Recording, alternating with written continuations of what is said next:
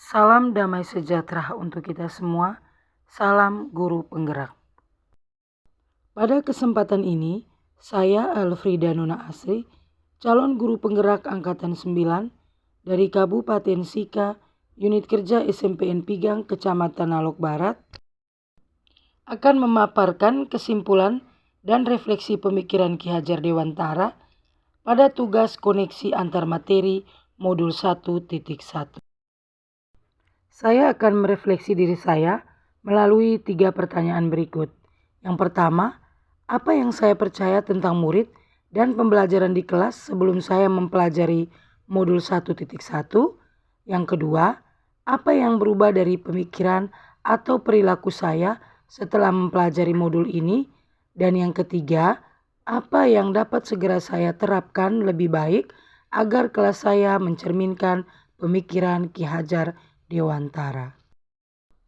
Saya percaya tentang murid dan pembelajaran di kelas sebelum saya mempelajari modul 1.1 bahwa yang pertama, guru mendominasi pembelajaran atau teacher center. Yang kedua, pembelajaran terfokus pada ketercapaian materi dan KKM atau artinya hanya mengutamakan aspek kognitif anak. Yang ketiga, guru kurang memahami karakteristik anak. Yang keempat, siswa pasif dan motivasi belajar siswa rendah. Dan yang kelima, suasana kelas yang lebih diutamakan adalah tertib, tenang, dan anak-anak yang memahami materi adalah fokus utama guru.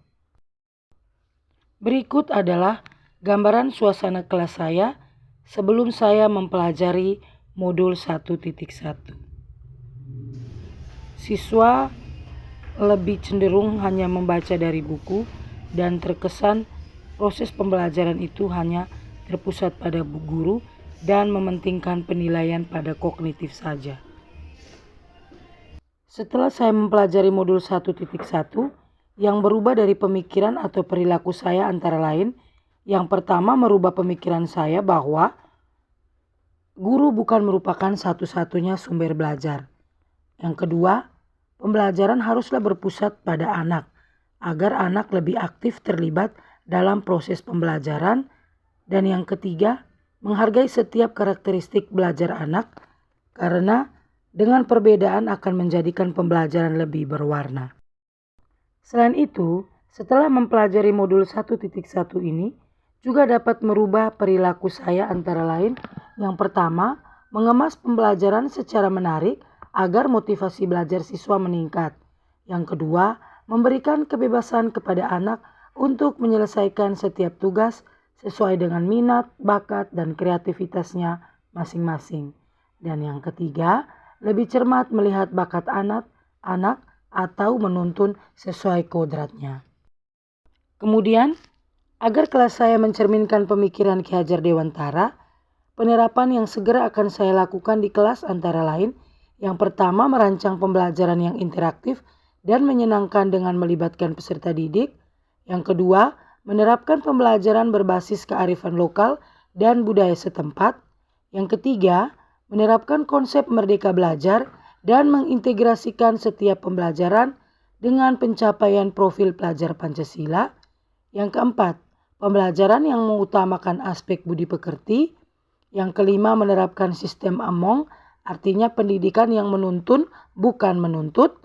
Yang berikut, pembelajaran yang sesuai dengan kodrat alam dan zaman. Dan yang terakhir, mengintegrasikan permainan dalam pembelajaran. Kesimpulan yang dapat saya sampaikan yaitu dasar-dasar pemikiran Ki Hajar Dewantara harus segera kita terapkan dalam proses pembelajaran di kelas ataupun di sekolah. Di antaranya, pendidikan adalah menuntun anak sesuai dengan minat dan bakatnya. Pendidikan bukan hanya ilmu akademis saja, namun perlu penanaman budi pekerti yang baik. Dan yang terakhir, pendidikan sejatinya adalah berhamba pada anak. Demikian pemaparan saya tentang koneksi antar materi pemikiran filosofis Ki Hajar Dewantara. Mohon maaf apabila ada salah-salah kata dalam penyampaian ini. Salam semangat dan bahagia. Terima kasih.